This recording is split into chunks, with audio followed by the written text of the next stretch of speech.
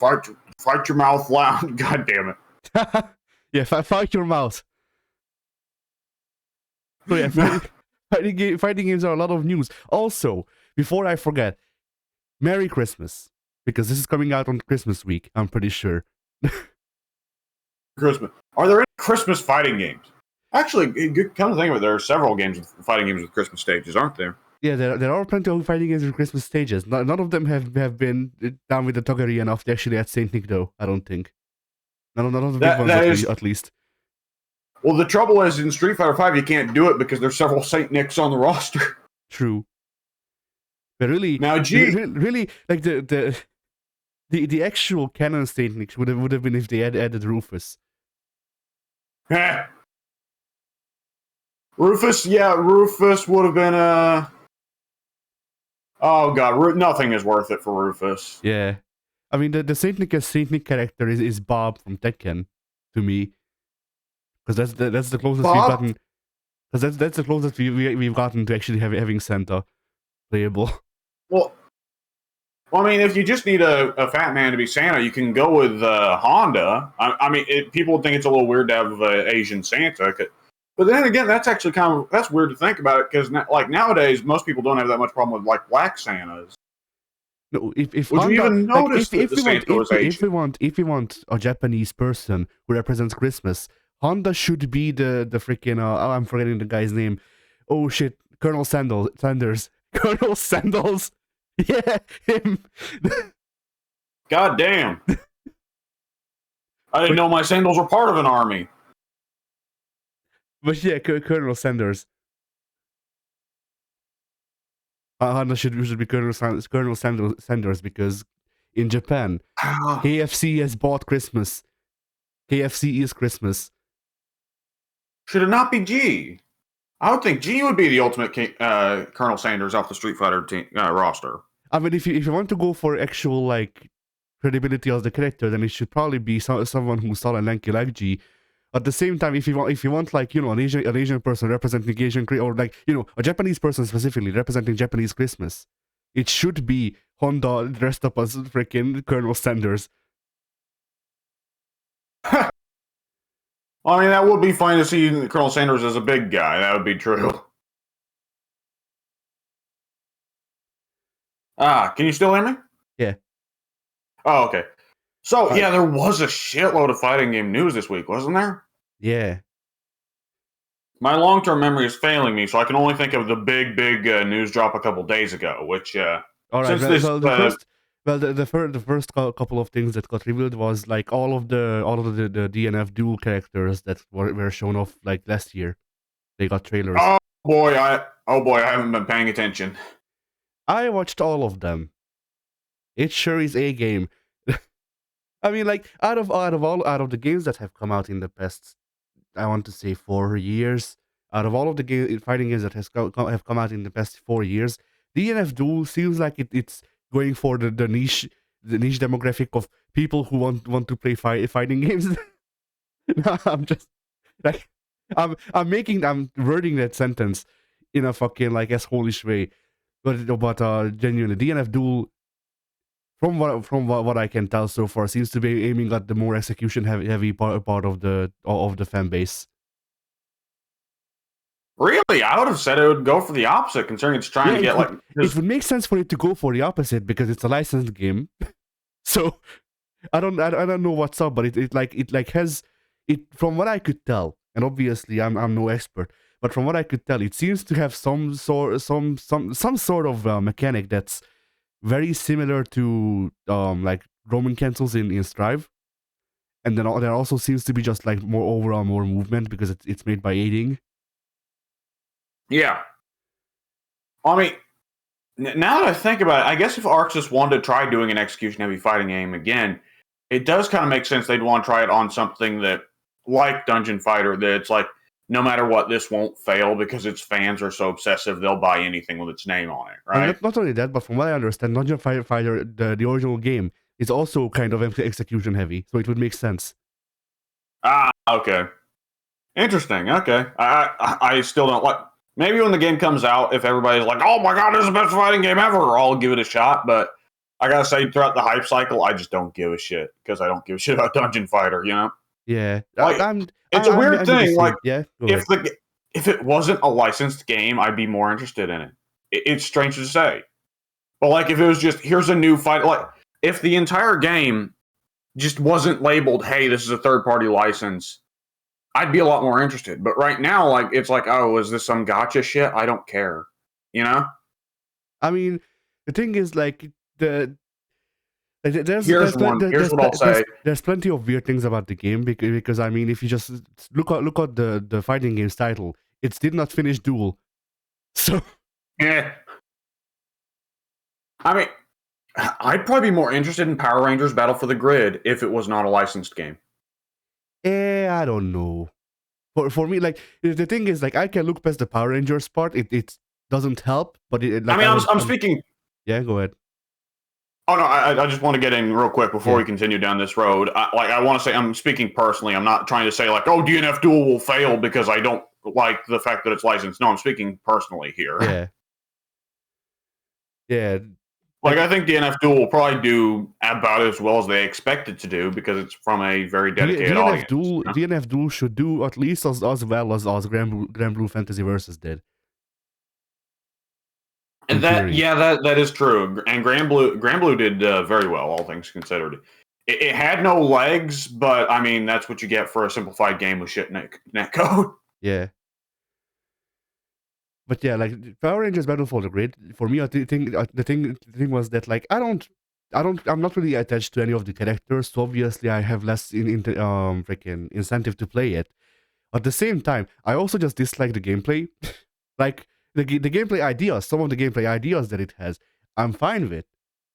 But the controls just didn't feel good to me, and that's something about like video games as a whole, where like game feel is very important to video games as a whole, but fighting games especially, and it's something that you can't really talk about in like say an actual a review that tries to be professional or whatever, because game feel is entirely subjective. Yeah, I would say like in terms of that, yes, it's very subjective. I think there are definitely words you can put to it, like saying, I think walk speed is too slow. I think there's too much input delay on this. I think dashing has too much recovery, and yada, yada, yada, right? Yeah, true. I'm playing through Dark Souls 2. I played through a bit of it last night again. And boy, it's been 2 years. I forgot just how bad the analog stick dead zones are in that game. So that's one you can easily point to as, yeah, movement's kind of rough in this game because if you push the analog stick in, let's say, a diagonal direction, the game will read it as a forward direction anyways. Nice. Yeah. Yeah. DS2 is kind of rough. Yeah. Anyways, back to fighting games. Yeah. So like that's my thing with Battle for the Grid is that like, you know, there's parts of it that I like in theory. It's just that like I don't gel well with how the game actually plays. And I'm also the biggest fan of Touch of Death without a burst mechanic. So yeah. Like I'm iffy on Touch of Death with a burst mechanic, but at least with a burst mechanic you have a chance of escaping. Well, Power Rangers Battle for the Grid is a team game, right? Yeah, I think so. Yeah. And it's a real team game, not a KOF team game. Like if a character gets knocked out, you just tag in the next one. It's a striker game, yes. Okay. I don't mind touches of death in team games. Is where I don't mind them. I mean, I wouldn't mind touches of deaths, but from the someone like the footage I'm referencing is definitely out of date because I saw it like a couple of years ago, but it was like, you know, it was multiple videos of people just doing whole team touches of death, and that's the point where I'm like, maybe a burst mechanic would be good. Ooh, well, they don't have a way where you can just combo like a combo where the next guy gets included, right? Like that's just pressure, what people right? were doing. Mix-ups. That's what people were doing. Well, I have to imagine they'd have that patched out because, like, even in Marvel vs. Capcom, as soon as the person comes in, as the next guy comes in, you're effectively like at worst in a like pressure state. You're not, but most of the time you're going to be going back to neutral. You know? Yeah. Yeah, I think from what I remember of how those touches of those full team touches of death were done, people coming in after your player got downed got like basically it was like a reset pretty much. It wasn't actually like a combo jump or anything like in Marvel, where people have invincibility for a bit and then you can hit them once they switch. It was just like, they get to have a 50-50 guess. If they guess wrong, then they're back in the combo. Okay, so it's not a neutral, like, okay, the way you're describing this, it's not a neutral switch so much as it is like you come in and you gamble. Is that it? Or are you Pretty saying much. like there? Okay, like Well, that's certainly a interesting choice, I guess, if you want quick matches. I mean, those matches were certainly quick. I gotta give it to him. Like if they wanted Yeah, if they wanted like 15-second matches, then good job. They delivered. there is certainly a philosophy to quicker matches. Tekken is all about fucking fast matches. There are sometimes where you get slow matches in Tekken, but for the most part, it's fucking clean house, dominate within fucking 15 or 20 seconds. Yeah. How long are rounds in Virtual Fighter? Are Virtual Fighter rounds even shorter? It depends. If there's a big enough gap between the two players, then yes. Yeah, I guess Virtual Fighter can be a fairly defense-heavy game. Which, yeah, anyways, Dungeon Fighter, there's been a lot of characters revealed. I will say I've seen some GIFs. I like the looks of the character who is not a Chinese restaurant lady from Guilty Gear. Yeah, not Gem. Jam. Yeah, I always forget Jam's name. Not Gem, not Chie. Yes, there we go. Chie's different enough because she's definitely got the Bruce Lee thing going on, but visually she's nothing like that. Oh, And no, in terms of visually she's nothing like that. I was talking about her moves. Like I was yeah. specifically talking about the moveset and like the specific flying kick and the freaking the like what the like spinning whatever shoryu thing that Gem has that I forget how it actually works. Yeah. Like those things. Like from what I remember, Chia also has those. So does the one chick from Killer Instinct who's just Gem, but with like green out with like, wait, does she have a green outfit or does she have a pink one? Whatever. Well, you're either talking about Orchid, Not which Orchid, the other one. Orchid's. Well, Kim she Woo, has none. I think. Yeah, Kim Woo. Kim Woo at least has the separator. She's got the weird spirit dragon mechanic. She always has to be watching. So does Gem. Well, Jam's got her little things that boost her moves, but with Kim Woo, it's something like shit. I forget how the spirit dragons work for Kim Woo. It's funny. I was actually going to have Killer Instinct installed, but the current situation, gigabytes are a limited affair, and Killer Instinct is 30 gigs. Or well, Steam actually does a really good job of like making file sizes smaller for downloads. Like Killer Instinct, I think is actually like 50 or 60 gigs on my hard drive, but Steam is able to download it at only 28 gigs. Nice. Unfortunately, that's still too much for me to do reasonably until like the end of the month. Yeah. I was able to download a certain game though, which Pink and Mike are not going to watch this almost certainly. So I'll just go ahead and say there's a certain game I got Pink and Mike for Christmas, which I also bought for myself because it's a multiplayer game, and it's only it's only a single gig. So, oh, by the way, while we're here, not to fucking just entirely derail the podcast, but since I can't like buy you a Christmas gift properly because of stupid international currency stuff, do you want me to just go ahead and send you your Christmas money now? No, it's fine. Like you don't need to give me money. No, that ain't it. No, I mean, like, do you want me to do it now or on Christmas Day? I'm fine with whatever, dude. Like, all right. You don't even we'll need get to send that done me after money. the podcast. We'll get that done after the podcast. Yeah. All right. So, anyways, to get back to it, DNF Duel. I did see there's a character literally just named Grappler, which I gotta say that's pretty strong. That's all of them. Oh no. So right, because it's an RPG, right? Yes. So in the RPG you just have female and male grappler and so on and so forth. So in this game you just have grappler, you have fighter, you have berserker, you have, I'm forgetting what other ones there are, but there's a character. There's one character that I saw in the initial trailer that I looked at him and I was like, you know what? Yes, if I'm playing this game, I'm probably playing this guy. And I was kind of right. So here's the thing: there's a guy who looks a lot like, Tesco brand Johnny's Fondy. I don't know why I called him Johnny's Fondy, because that's not his actual last name, I found out, but anyway. Johnny's Fondy. Guilty Gear. Soon's trying to get me to carry on 2 conversations again. Fuck. Okay, I'm sorry. You said Johnny's Fondy. What did you say about Johnny's Fondy? So there's a guy in DNF Duel who is just like Tesco value Johnny from Guilty Gear. And I was like, if I'm playing a character in this game, if I'm playing this game at all, then that's probably the character. So they revealed him, and he plays like fucking Dante. Okay, Marvel vs. Capcom Dante? Yes.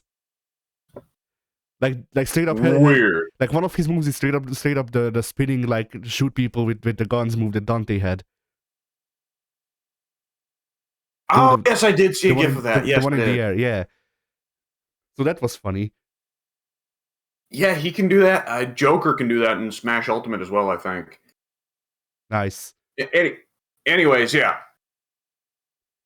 I mean, DNF Duel, I'm not just entirely throwing my hat out of the ring and saying, fuck this game forever, I'll never play it, but I'm just saying, like, I'll wait until release, and if people sing it a ton of praise, then I'll look into getting it, you know? It depends on how much it will cost. If it's more than $30, then I will wait for a sale like 2 years from now, and I may get it then. Yeah. Like for me now, it all yeah. Unless Elon Musk ever actually makes good on his promises, like for me, it's not going to be a price problem; it's going to be a data problem. Yeah. Oh man! All right. The other big fighting game news this week, there was the Project L reveal, right? This past 2 weeks. That wasn't okay. I did not watch it because I just don't care. Like that's like it all roles are reversed a bit, because I care more. Like, okay, care is a strong word. I give more of a chance to DNF Duel because I don't know the thing that's behind it. You care more about League because you have played League. Fucking 10 years ago, but yes. Yeah, meanwhile, the only thing I have about League is that I fucking hate Riot because they're a shitty company, and that's about it. So. Oh yeah, they absolutely are. Which, didn't they fire a lot of those guys? I don't know. I should probably look into that before I give them any of my money. Well, actually, the game's free. Anyways, so yes, Project L, finally, we got to see some more information about it. We got to see an interview with the Cannon twins where they're like, hey, we're making a fucking game, and we're putting fucking our new super rollback that also has servers. We've combined rollback netcode and blitz netcode, and I'm just sitting there thinking like, oh, fucking great. Now here's the thing, though. The idea of rollback is that fighting games, ideally, we, for one thing, want them to last, and for another thing, they're not really successful enough to maintain servers. I mean, not only that, but like if I remember correctly, okay, I'm probably wrong, because like I'm basing what I'm going to say off of an offhand comment you made like 3 years ago, but I think you said something about Killer Instinct doing something similar. And also, the thing with servers, just in general, with any game, the thing with servers is, if people buy bad servers, which they will because it's cost effective, and they won't buy as many servers, which is also cost effective, then a lot of people's experiences will be worse than just like rollback in general. I'd say that for a lot of game companies, but not Riot. That's like the one thing Riot consistently always gets right, is they do well with servers. What was I going to say? I think like the bigger problem is, for one thing, this is not an example that other fighting games can follow. I do think that Maximilian Dood and like other similar guys are going to be responsible enough to say, hey, you can't really follow this example. At least partly because when Maximilian Dood played Virtua Fighter 5, that new special edition, he played it and he was like, hey, yeah, the netcode can be all right in this when the servers don't fuck you over, but this is still not an example to imitate, because most, like for the majority of video game devs, this is not going to be a realistic solution. Yeah. And Project L is going to be doing that as well. And Project L is probably going to be the example that a lot of people follow, because they can get a lot of people in just because, for one thing, it's free to play, which gets the kiddies. And for another thing, it's League of Legends, which is fucking exploding in popularity because of the TV show and Runeterra and all that. Yeah, that's another thing. Like a lot of I see a lot of people being like, "Oh, look at all of these good things that Project L will bring," not like just completely disregarding all of the bad things that it will bring. And I'm not even talking about like, oh, the kiddies will come and play fighting games, because the kiddies did go and play fighting games once before in the 90s when fighting games didn't fucking suck. But when fighting games were popular and made money, the two kind of go hand in hand. Like the fighting games made money, so they could put in more shit. I think that's pretty much it. But yeah, like go ahead. Sorry, I keep cutting you off. No, it's fine. I think like if there is worries about Project L, like for one thing, game devs taking the wrong, like being like, oh, I'll try servers, and then just blowing a ton of money. Which I mean, Virtua Fighter 5 has to be hemorrhaging money for Sega, right? Because there's no way Virtua Fighter is popular enough to justify fucking servers. I mean, Virtua Fighter 5 was barely popular enough to justify games at all. I mean, they're trying their best to keep it alive. They just released Yakuza costumes for every character in the game. Yeah, I did see that. That's a neat idea, but like it always feels a little bit goofy, especially because like some of the choices, like Akira wearing the fucking Kiryu outfit, just looks kind of dumb because Kiryu's Kung Fu Man. Why is he wearing a suit? You know? Yeah. The other big thing about Project L, this is so Project L. So the Cannon Brothers, first for Riot, made a game called Rising Thunder, which I heard was quite good. The important part was it was a fighting game with no motion inputs. It was instead based on cooldowns, like Grand Blue later was, though Grand Blue allowed both. But Project L is also going to be based around that. Now, I do think that the Cannon Brothers are a little smarter than the guys behind Fantasy. What was it called? Fantasy something? Fantasy Strike, I want to say. Fantasy Strike. I do think the Cannon Brothers are, and the other guys there are a little bit smarter than Fantasy Strike. I definitely heard a lot more people say positive things about Rising Thunder than Fantasy Strike. Sadly, you can't play Rising Thunder anymore because Riot shut it the fuck down. But hey, either which way, I mean, there's also going to be more money going into Project L than there ever was in the Fantasy Strike, because holy fuck, Fantasy Strike was low budget as hell. Yeah. But with that all said, that does inevitably also form a thing of more game devs will probably try and simplify their fighting game. With that all said, there's another thing we're leaving out here, which is Capcom. Right? Yeah, Capcom. Whenever Capcom does right, the fighting games industry tends to look at them more than anyone else, right?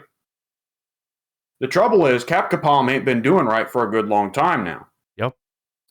The last time Capcom really had people's approval and other fighting game devs were looking to them for inspiration was Street Fighter 4 and Marvel 3, which was 10 years ago now. 11 years ago now. A long fucking time ago now. In video game development talk, that is fucking an eternity. And Masanori Ono is gone. And the two guys who are in charge now have already done a much better job of fixing Street Fighter V and making it be a better game. And now they're working on Street Fighter 6. I do think that Project L is going to be a huge influence for fighting games. But at the same time, Arxis has already been having a massive effect through Fighter Z and through Strive, both of which have been, pretty fucking successful. And more than that, I think when Street Fighter 6 breaks, if it's good, everyone's going to be watching again. I mean, like, Capcom, this is the weird thing about Capcom. They are either shit their pants or they define the fucking industry, right? Because horror games for the last 5 years have been trying to imitate Resident Evil 7 and Resident Evil Remake 2. Right? After years of Resident Evil kind of being a joke of the horror genre, suddenly Resident Evil is back to defining the horror genre. I don't remember which game it is. That just reminded me, sorry. I don't remember which game it is, but there's a game that's considered very bad and all that. I don't even remember it was a sequel to something else, but it ends on fucking PT. Like they just made PT. Like they just want to Oh, compete PT. yes, I did hear about this. Yes, let me guess. It was But Brazilian. no, it was a third person game. It was an actual it was a game made by an actual. Oh, I know which one. It was Watch Dogs. Watch Dogs Legion. It has it has story DLC for the main character of Watch Dogs 1. And it ends with going into his mind, and his mind is fucking PT, but third person. Yes, it is. Well, I mean, they say imitation is the most sincere form of flattery. Well, the thing is, the funny thing about ripping off PT is that PT is never Everyone's done going to it. be made into a full-fledged. Well, yes, for one thing, everyone's done it, but for another thing, Silent Hills is never going to happen, right? Yeah. So it almost kind of feels like when people rip off PT, they aren't so much ripping it off as they are fleshing out a concept that won't ever get fleshed out by the people who are intended to flesh it out, you know? Yeah. What I'll say is if you're just cheaply, lazily taking PT and not expanding on it, yeah, that's kind of sad. Oh, man. Did you hear the rumors that Kojima might be going back to work with Konami again? No. There's rumors floating around for a little bit that Kojami Kojami. and Konami are in talks again. My Kojima, God. you mean Kojami and Kojima? They're working on Mylant Gill and Settle Here Sol. I don't know. Fuck it. Anyways, back to fighting games.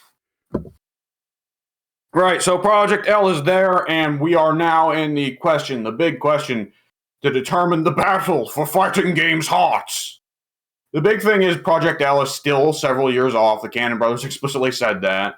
Street Fighter 6, I mean, like, it undoubtedly got delayed because of COVID, but Season 5 of Street Fighter 5 entirely happened to make room for Street Fighter 6, which implies that Street Fighter 6 is coming soon-ish if they felt that they needed to pad for time rather than just leave it wide open, right? Yeah. Because if a sequel is a ways off with Capcom, they don't bother padding for time, they just let the time be empty. Yeah. Don't they cry? Yeah, Sengoku Basara. Yeah. They're kind of padding for time with that, I suppose. They did release Sumeragi for the PS4 in 2020. So technically, Yeah. technically they did something for the series. It was just the same thing they did last time. Yeah. Sengoku Basara was one that I'm kind of like surprised they haven't like taken the example. Like, I guess it like I kind of assumed there would be a big rush of Japan just porting over whatever random properties have never made it to the West after Yakuza was such a surprise success. Kind of surprised that hasn't happened yet. I mean, on one hand, I wish. On the other, there's not many Japan exclusive series anymore. Like it's the only one I can think of is Sengoku Basara, and like I guess half of the Fatal Frame series, but then the half of the Fatal Frame series that's locked to Japan. Half of Persona. Oh yeah, half of Persona. True. Half of Persona is virtually impossible to obtain in the West. Most of the Shingaku, what am I saying? The Shin Megami Tensei series is impossible to get in the West. Like, well, or you have to like get like specifically an old PSP version that came out in 2004 or something, you know? Yeah. Or like God help remember, you, a fucking Game Boy Advance copy from '99. I remember Atlas released the first two, I want to say, Shin Megami Tensei games. You know, the dungeon crawler ones that nobody wanted to play, and they released them on old iPhones, like I want to say iPhone 3 or something like that. And the Apple freaking the Apple Store updated or whatever and made it incompatible with the store anymore, so you can't download it anymore. So you can only play it on phones that came out in like 2012 or before. And you can't even buy the game anymore. So you have to buy a phone to play those games on a freaking system that's not like an Amstrad CPC. No, it's the fucking Flappy Bird problem. Buy a phone for like X amounts of thousands of dollars off eBay on the promise that it'll have that one rare game on it. I mean, to be fair, at least Shin Megami Tensei 1 and 2 are more substantial than Flappy Bird. Oh man. But yeah, anyway, fighting games. So Projectile may fuck shit up, it may not, we don't know. We won't know for a while. Okay. There is also Luke. Ah yes, Luke. Luke's big Popeye turkey arms. Yeah. I actually kind of love that. That's kind of like old Street Fighter goofiness in terms of character design. I like it. I will say the spaghetti hair is a bit derpy looking, but I think Capcom has to know with Street Fighter 6, hair is a priority. You should consider making it not be shit. I mean, out of all of the things on Luke's design that I have a problem with, the hands are the least because I remember Street Fighter 1 Sagat. So Yeah. I remember Street Fighter 1 Sagat, like in really long thighs and then very very short calves. So I'm fine with it. Like it's just like, you know, Street Fighter is reinventing itself by going back to its roots of having no freaking like freaking what's the word, shit, anatomy. I got so caught up trying to say the word that I forgot it. It's great. But yeah, like there's like it's the best way I've seen put it is that Luke's design is simultaneously very generic and very loud. And that's pretty much it. Yeah. I think, like, yeah, that's. Well, I mean, he's clearly supposed to be the new Ryu / new Alex, right? Also, Which, the I new mean, Abel. yeah. Remember Abel? Oh boy, yeah, Abel didn't even get past the starting line there. I mean, you want to talk about failed ignitions and freaking just Street Fighter in general. You know who the final boss of Street Fighter 5 is? Necalli. G. Necalli got so nerfed that they removed him as the final boss, and G is now considered the final boss in Capcom. Wait, final boss of what? Street Fighter 5. Well, no, I mean, like, what in Street Fighter 5 is he the final boss of? I don't know. He's not. Like G is a bonus fight that you can do if you do really well in the arcade mode. Oh. So that's because Q was a bonus fight in Street Fighter 3. Yeah, it makes sense for G to be a bonus fight. But apparently, I've been hearing it more and more that apparently Capcom considers G to be the final boss of Street Fighter 5. That would be a very strange way of doing things, but it actually would kind of make sense as a way to lead into Street Fighter 3, at least. Yeah, and then also, like, from what I understand, or at least, you know, based off of what other people have been saying, it seems like they're trying to do time travel bullshit with Rose, because G will destroy the universe somehow. Like that is such a contrast from when G was introduced, and the story was he was a hobo that fucking Rashid picked up off the streets and gave money to. Yeah. Like, he's going to destroy the universe, so Rose needs to go back in time to warn herself in the past to kill G in the past, but I guess she'll fail because supposedly Street Fighter 6 is supposed to be set shortly after 3. So I would like to see them actually move this timeline forward. That would be nice. Yes, I would like for the timeline to progress. Yes.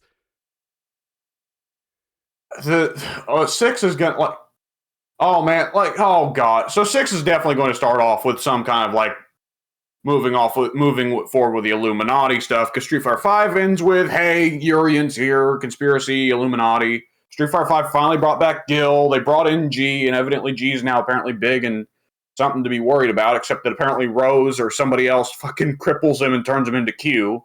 Yeah. So 6 is going to be moving forward with all that. Hopefully that means that 6 at launch will have Urian, Gil, and fucking Q, because I love all three of those characters. Yeah.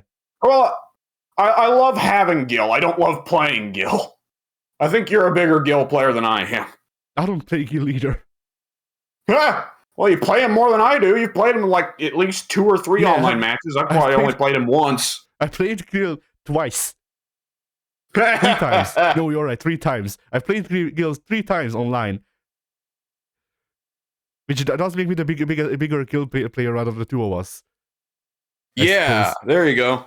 Take that. Anyways. Oh, man. But we know Street Fighter 6, like, one of the, like, either season 1 of DLC or season 2 of DLC, Ghost Bison. Come on. Probably. I mean, didn't Capcom explicitly say, like, at the time of Street Fighter 3, Bison is supposed to be just casually watching in the background? I don't remember, but it wouldn't surprise me. Like I just always And assume that didn't Bison's not dead. Like and and didn't Ono say, like, oh, Bison's a psycho ghost now? Ryu just annihilated his physical body? yes. Well, from what I remember, once again, like I think what he said is that Bison's a psycho ghost for now, but he may be able to get a new body. So there's a couple I- there's a couple people that he could probably possess if he wanted to. Well, the easiest answer is Abel because it's no loss, right? Nobody even really gives a shit I about mean, Abel. if you want to Well, want to acknowledge Abel's existence, then yes, he could use Abel. We have Ed. okay, We have Cammy. We have okay, the Cammy Capri. not so much. Cammy not so much, and neither I'm forgetting her name, the Capre, because both of them have been free from the mind control for long enough that you know, like I could see the anime bullshit of their village just too strong and Bison can possess them. For Cammy, maybe, but DiCapri, no. DiCapri's a jobber. Yeah, Like, the easiest answer by far would just be, here's a new Bison body, right? Because that's always yeah, the answer for Bison. And it's just another Bison body. But, like, if they wanted there to be actual stakes to the story, which I'm not sure Capcom or most fighting game developers remember how to do that, the simplest way would be either Bison possesses Ed, and now, like, Balrog and a few others need to fight to free Ed, which would actually give Falk something to do, God forbid. yeah.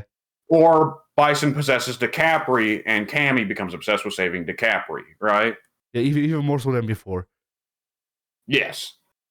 The simple truth is Bison's probably not going to show up until season 1 or season 2, and he's probably going to either be jokingly, like, well, not jokingly, he's probably either going to be just Ghost Bison, and now he fights you as a ghost, or there'll just be another Bison body in a vat somewhere, you know? Yeah, I mean, like, by all means, like, I'm yes. not pissed. He's gonna be like locked on this DLC, but there's gonna be an end before his name because he's Nightmare Bison. Yeah. And Yeah, that would. whenever you fight him in the arcade mode, it's just people having a nightmare. It's the collective negative thoughts of all of the cast members remembering Bison and his evil. I mean, it was cool when they did it for Geese, so it's probably cool for Bison as well. Like, I mean, the Street Fighter story is like a casual passing interest to me that just props up the existence of the games, you know? Yeah, What I'll say, like, I care about the story up to a point, and then they stopped caring about the story. So why should I? like, there's also, yeah, inevitably, like, I think there's also a point that both Street Fighter and Tekken hit where it's like, are half the fucking cast involved in some joke storyline, right? Because how much of the storyline gets taken up by Dan and his sidekicks in Street Fighter, right? Yeah, And how much of Tekken's story gets taken up by Paul Phoenix and Martial Law just farting around, you know? yeah. And it's especially embarrassing for those because, like, Sakura used to be a fairly serious Street Fighter character until she became a Dan sidekick. Paul Phoenix was at one point the strongest motherfucker in the Tekken universe, and now he's a joke, you know? He did fight aliens though. Yeah. He's still strong. He's just very dumb. Yeah. Paul Phoenix, the ultimate himbo. Johnny Bravo prays to a picture of Paul Phoenix every night. Yeah. Imagine they make a crossover fighting game and it's just ultimate himbo fighting. You got Paul Phoenix is here, Dan is here, fucking Johnny from Guilty Gear is here. Who else can we throw Johnny's in not there? dumb though. But Usually. but he ain't the smartest guy around either. Hey, I don't Oh know. God, Johnny Yeah. Cage. Johnny Cage would be the king of ultimate himbo fighting. Yeah.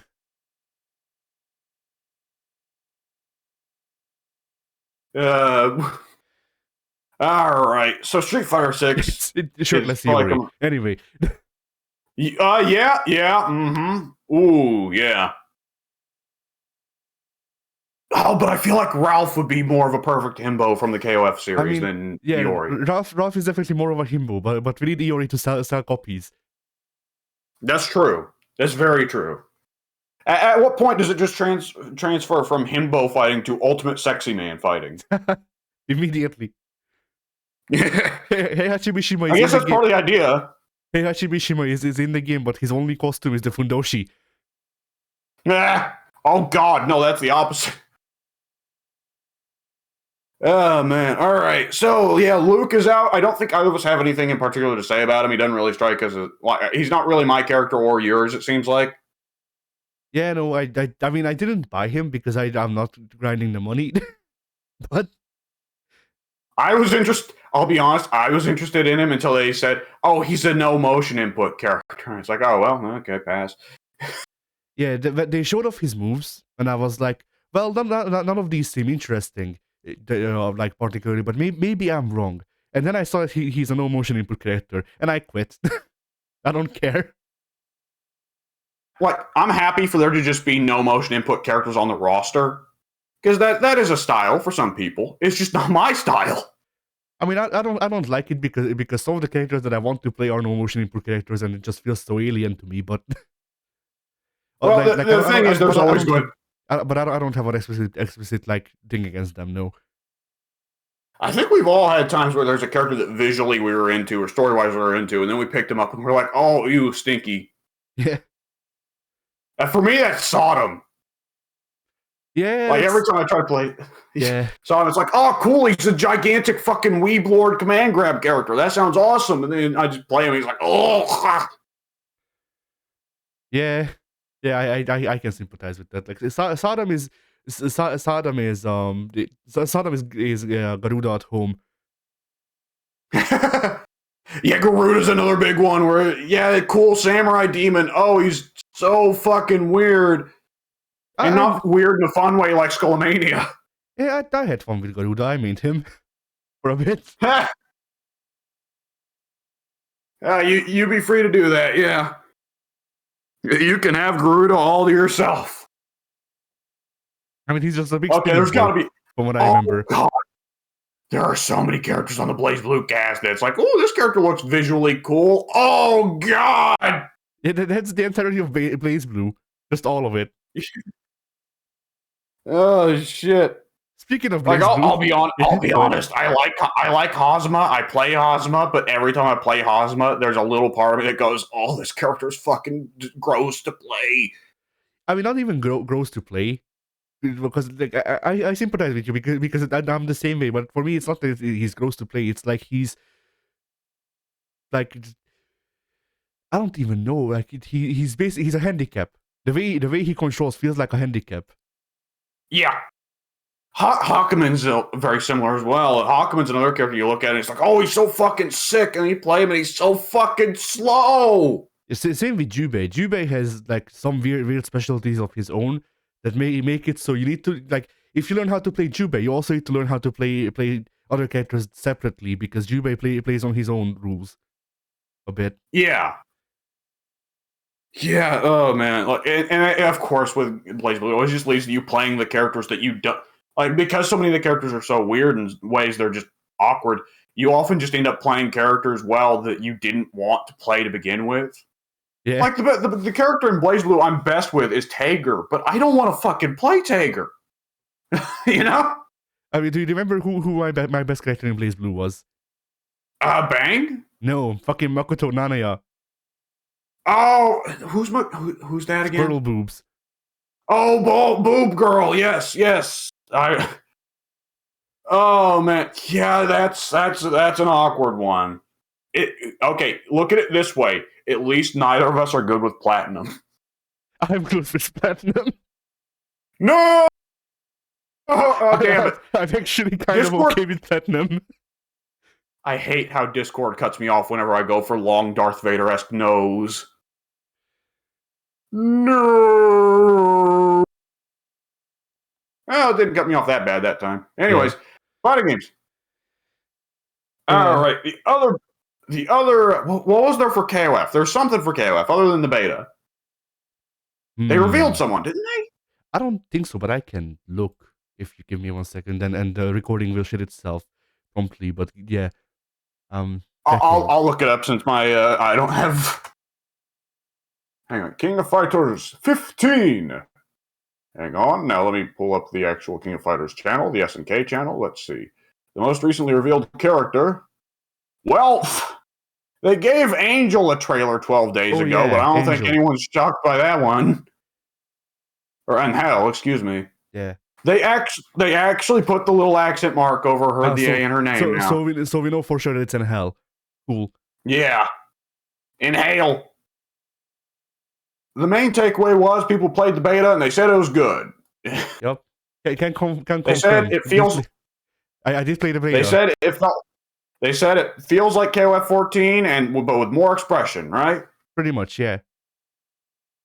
Good, because KOF 14 was good, but it did need a little bit more room for expression. Yep.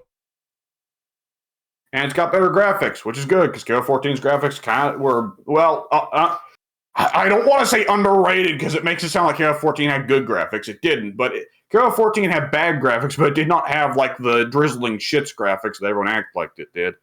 And, hey, netcode doesn't suck, right? Who? Your mother. Oh, no! So, I guess I heard you say Necrid, but I don't think you were talking about Necrid. Man, I wish I was talking about Necrid. I'd always be talking about Necrid. When do I get the Ultimate Fighting Game Showdown? Necrid versus Necro. Alright. Anyways, so yeah, no big news on the KOF front other than the beta is good, yes? Yeah. The beta was alright, yes. Sweet. And then before we move on to the biggest news, the big pair of news, we also have freaking BlazBlue getting rollback. Yes. Which means now we have to play it, which is especially a problem because that game is fucking 50 gigs. It's they're big with the rollback patch. They're making it so it's only 16 that they're recompiling. Oh, thank God! Thank fucking Christ! That will actually make it where I can play the game. Yeah. Holy shit! And because of Steam's file compressing, then that means it'll probably only be like 8 gigs for me to download. Fucking sweet. Yeah. So when is that rollback patch coming? It's already in beta. We could test it like today. Genuinely. Ooh. Yeah. I don't know if I don't know if it's yeah. I don't know if it's compressed. Is the thing. Yeah, and do I have to download the big game in order to access the beta, right? Yeah. Yeah, let me go ahead and bring that up on Steam just so I'll remember to do it in a little bit. Hang on, can I opt into beta even if I don't have it installed? Let's see. Public test, public open beta. And there needs to be a beta code. Okay, I assume that's publicly available. Maybe somewhere, I don't know. I haven't checked yet. There's also currently issues with it, apparently like crashing in the network mode. So we should probably wait like a week or two. But it is live. Okay, I've sent it to the beta. All right. I will try to install it once the podcast is done. All right. All right. So that's yeah. BlazBlue getting rollback is actually big news because we did try to play BlazBlue online once, and oh boy, did delay-based netcode not like your computer. I mean, it's not the delay-based netcode they don't like my computer. It's that my computer doesn't like the game overall, and delay-based netcode reflects that. Yeah. I guess that's a more proper way of saying it. Yeah.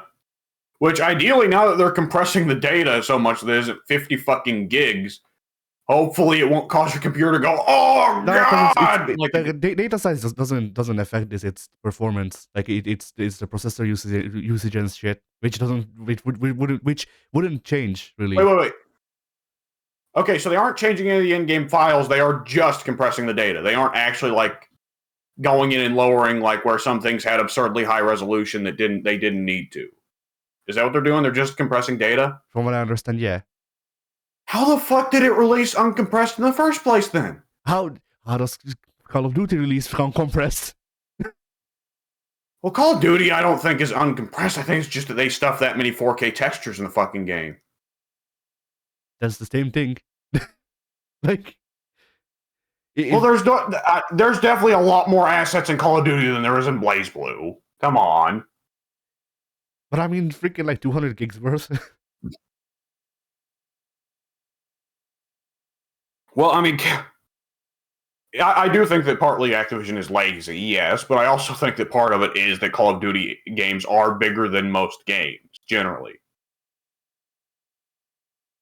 But anyways, to get off the Call of Duty note, yeah, BlazBlue, it's the thing as soon as I read that, I was like, sweet, we'll get to play it a lot, and then I'll still probably walk away thinking, man, I wish that fighting game were better.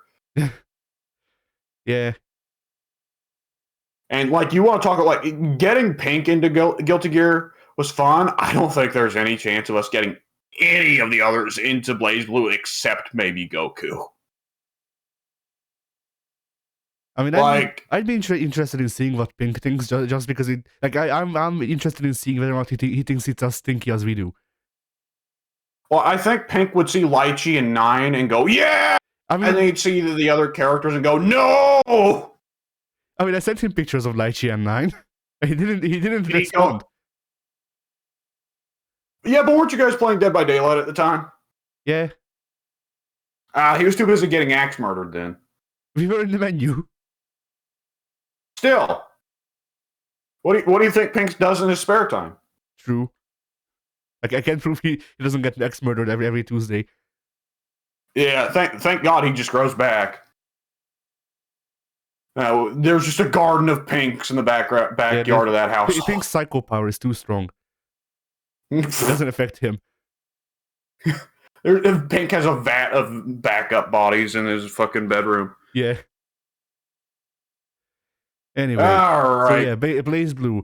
So both Central Fiction and Crosstag are getting the drawback. Crosstag on both PS4 and PC. Central Fiction, we don't know if it's PC only or not, but it seems so for now. Which people have like people said that maybe because the PS4 version of Central Fiction has crossplay with PS3, and they would need to break that to make rollback happen on PS4. Yeah, that does make sense. The PS3 might not be able to handle rollback at the same time that's already handling all the other priorities in BlazBlue. Yeah, the PC is quickly becoming like the go-to platform for fighting games. As strange as it is, because like keyboard is of course ass for fighting games. I don't know. I played fighting games on a keyboard for a long time. Well, when you walk uphill both ways to the library in the rain through the mud every day for 12 years, you eventually start to say it's not that bad, but that doesn't mean it ain't bad. I suppose. I always love saying uphill both ways, because I mean, there's a way it can happen, but it just sounds nonsensical, right? Yeah, and you're also how can you walk back up the hill that you already walked up? But you're also doing it on ice skates. Yeah, and motherfuckers always trying to be ice skating uphill. Ice skates may actually be helpful in mud. In mud, yeah, probably. It depends. It depends. You may just fall on your ass harder. Anyway. Dude, we need a Marvel vs. Capcom 4 with Blade in it. Yeah. And it would happen. If Marvel vs. Capcom 4 happened now, it would have Blade in it because they got to hype up the new movie. Yeah, true. I mean, really for like my list of things that I need in Marvel vs. Capcom 4 is very long. I need Akuma and I need Cockney Rocket Raccoon, and that's it. Akuma, Rocket, and Blade, the ultimate team. Yeah. I feel like Akuma and Blade, that team almost actually could work. Like, I mean, even in stories. Because, I mean, they're all kind of, like, veering on anti-hero territory. Yeah. I feel like Blade would have, like, a friendly rivalry with Dante. Blade would probably love Dante, because Dante is pretty well just Blade, but with demons instead of vampires. Dante is Blade, but white. Yeah. Yeah, you're not wrong. Even in hair. Yeah. Okay. So with Marvel 3, they tried to set up rivalries between some of the characters, but some of them were kind of like, Dante versus Deadpool doesn't make that much sense. Dante versus Blade would totally make sense. Yeah. That one's perfect. Some of those rivalries were like, what? Like, some of those rivalries specifically in the intro were like, what the fuck? Wesker versus Phoenix I thought was always an odd choice. If Hagar is as strong as the Hulk, why does he get beat up by street thugs every day? He's holding back. That'd be quite a reveal. It, It'd make Cody look like an asshole for not calling Hagar in for all the crazy Street Fighter bullshit. Yeah, there will be a one-off comic where Cody goes inside Hagar's mind, or Hagar's body, and then Hagar's memories will be in his body, and then Cody just goes, he was holding back? Yeah. Like they did for Spider-Man. I like the idea of the end of Alpha. Like, fucking Nash died, and, like, Ryu had to go through the whole evil Ryu thing and all that. And after it's all over, Cody says, oh, well, I just could have called Hagar in from the beginning. He could have solved all of it. What? You asshole. They gotta put Hagar in Street Fighter 6, right? They gotta finally do it at some point. Because they're too big of cowards. Like they don't want there to be too much overlap between normal grapple Zangief and normal grapple Hagar, even though we already have fucking like Abigail and like half of the roster on Street Fighter 5 is grapplers. Half the roster on Street Fighter 5 is Final Fight characters. Yeah, that too. Like, by now, virtually every Final Fight character except Hagar has been in Street Fighter. Like, when it got to the point that they included Lucia, I think that was the point where it was like, holy shit, everybody from Final Fight is here. Like, they gotta acknowledge there's never going to be another Final Fight game unless there's a fucking miracle, you know? Yeah. Man, speaking of miracles, I heard the other day, I'd forgotten about this. I think I'd heard of it before, but I was watching Matt McMuscle's Fatal Fury retrospective, and he ended it on showing the guys who worked on Streets of Rage 4, right? Yeah. Not only did they put out a little stream where they actually like did the art for a hypothetical Garo 2, it's turned out that those guys are in talks with SNK about something. Oh yeah, I remember hearing that. Yeah, I saw the video too. And there's also been talks about SNK reviving the concept of doing a Garo 2. Could you imagine if the Streets of Rage 4 guys did Garo 2? It would be nice. I would mess up my pants and buy 10 copies. If it looked as good as Streets of Rage 4, like, dude. I mean, my thing is that like I would want to know that it plays fun before I shell money out on it, because like a game can look good, but you know. I feel like if they wanted to specifically like do Garo 2, it would be Garo 2, you know? Yeah. Like, and I mean, hang on, I'm getting here's the thing though. Garo 2 is very likely, because just think for a second. What is the pre-order bonus for King of Fighters 15? I don't know. Garo Terry. Oh, it is? Yes. Oh, that's actually pretty cool. Yeah, if you pre-order KOF 15, you get the Hungry Wolf outfit for Terry. That's really cool. Was the Hungry Wolf outfit not in KOF 14? Nope. Oh, I guess Terry's default outfit was already supposed to be kind of a hybrid between classic Terry and Garo Terry, which is Terry's back to the classic Terry outfit in 15, right? I believe so. Okay, that makes sense. So no more hybrid, now you just get to choose, which is the right choice. Though that does make me question, will Terry still have his hat throw animation when he's Hungry Wolf? Will he just throw off an invisible hat? He'll throw his wig. Yeah. Which, did the Hungry Wolf attire, I forget, did that debut in Garo or did it debut in the Real Bout games? That debuted in Garo, I want to say. I would think so too, but I'm just like, I'm having a fucking I'm having a stupid moment.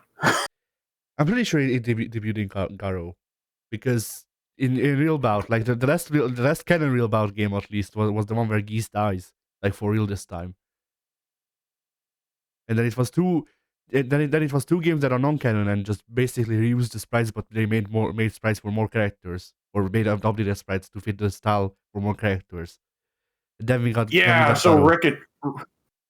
Rick and Zhao Fei have never been in a canon Fatal Fury game. Yeah.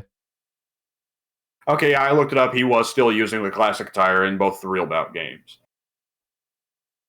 Man, I know they can't bring Rick back because Vanessa is Rick, but I would love to see them at least do something with Rick, like give him some kind of different thing and bring him back at some point because he's just so cool. Team USA's announcement surely is him getting beat up by them for the invite. I'd sacrifice Rick for Team USA. I'll admit that. I love Rick, but I love Lucky Glauber and Heavy D more, and Brian. And I've come to love Brian Battler. I hated him at first, but the stupidity of him has made me love him. Yeah, we Brian Battler to the point where both of us love him, unironically. Yeah. I mean, he's just so fucking dumb. It's perfect. And I mean, he does provide a fun little addition to the roster because he's a command grab character, but he's got those charge moves and those air moves that make him a little bit more aggressive, right? Yeah. He has the pizza.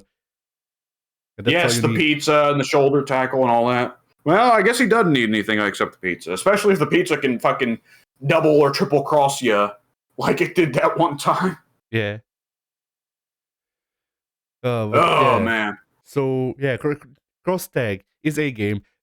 That's pretty much all we need to talk about there. Whose idea was it to lock attacks to 3 buttons? Like, not even okay.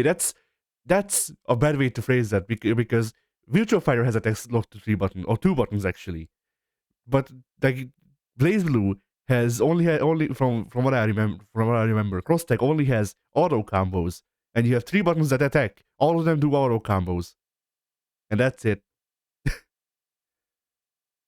I don't know. Cross Tag has a community. They can enjoy the game all they want. It's not getting a sequel, and I personally don't mind. I mean, my thing with Cross Tag is that I would like to play like the unique characters with some of the Blaze Blue characters and shit like that. You know, I don't need Ruby, but fuck it, whatever. But then there's the way it controls, and I'm lost again. Yeah. I mean, it was a neat idea of let's bring together all these Arxis properties and Ruby for some reason. But, like the inevitable thing, of course, is these are several games that have entirely different button setups and such. So how do we bring the button setups together? By getting rid of everyone's buttons. Yay! Man, compare that to Marvel vs. Capcom, like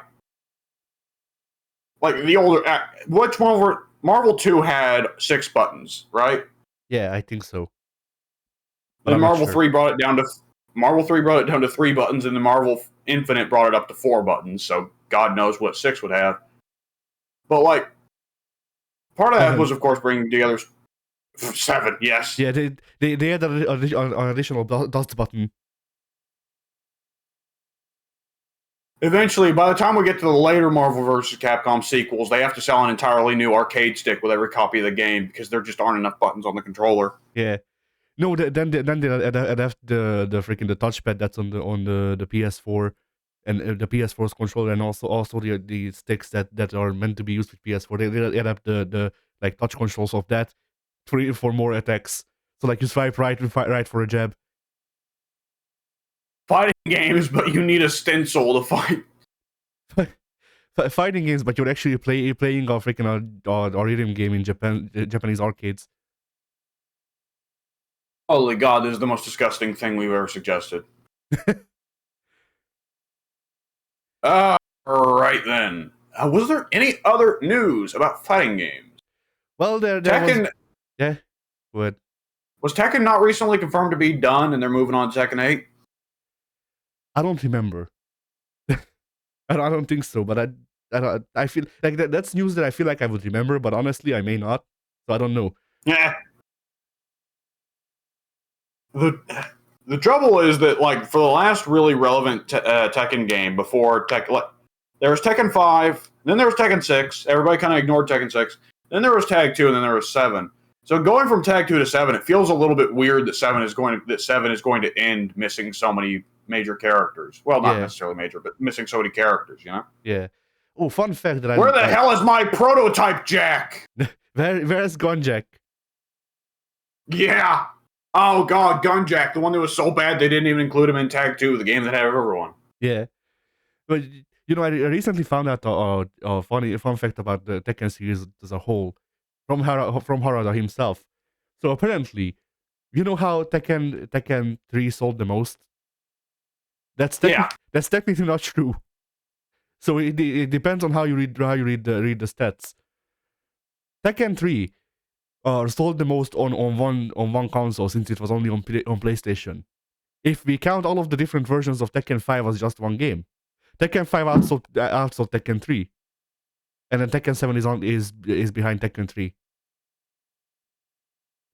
Even if, wow, that's actually kind of incredible that Tekken 7, even when you get multiple platforms, still sold less than Tekken 3. Yeah, I mean, the thing is, people bought PlayStations for Tekken 3.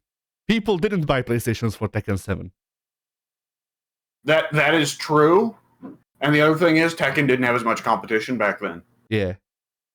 Because Tekken 3 came at a time where fighting games were in a bad lull period. Like, Tekken 3 came at a time where everybody didn't like the Street Fighter was staying 2D, and they didn't like the Street Fighter 3, got rid of most of the classic roster. KOF was just still putting along in the background. Marvel vs. Capcom 2 was still on the horizon, you know? Yeah. Like, that was a time where Bamco pretty well had the run of fighting games at that time. It was Tekken or Soul Calibur. Choose. I mean, there was also Virtua Fighter, but people didn't really like the Sega. Yeah, people didn't really like Sega. Sega was just generally doing poorly at the time, and Virtua Fighter was kind of like Virtua Fighter 3 and 4 could both be fucking gorgeous for their times. But Virtua Fighter 1 and 2 were both kind of ugly, you know? Yeah. Whereas Tekken, was very pretty looking for its time, relatively speaking. Yeah. Soul Calibur looked gorgeous for its time. So, I mean, if there is a... I feel like I have to respond to soon. But, anyways, yes. If there is a hypothetical Tekken 8, and you aren't allowed to say, remove the rage system, what change would you make for Tekken 8?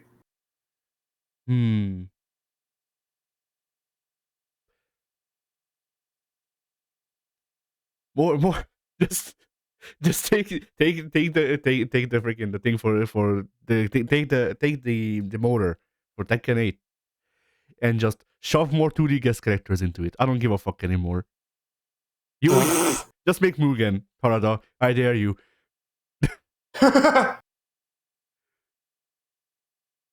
Oh man. Like Harada makes 3D Mugen, I'll buy it. even with delay based netcode.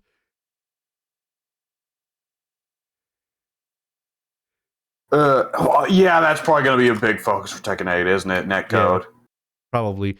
But yeah, for an actual answer, I want more single player stuff, as always. Just give me an actual reason to fight a fucking game. Yeah, that's... Ooh, for Tekken, I don't know what they want. I don't know if they want anything.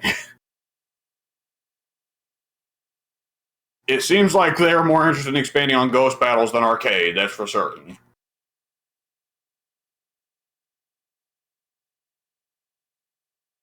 We get the Devil Within 2.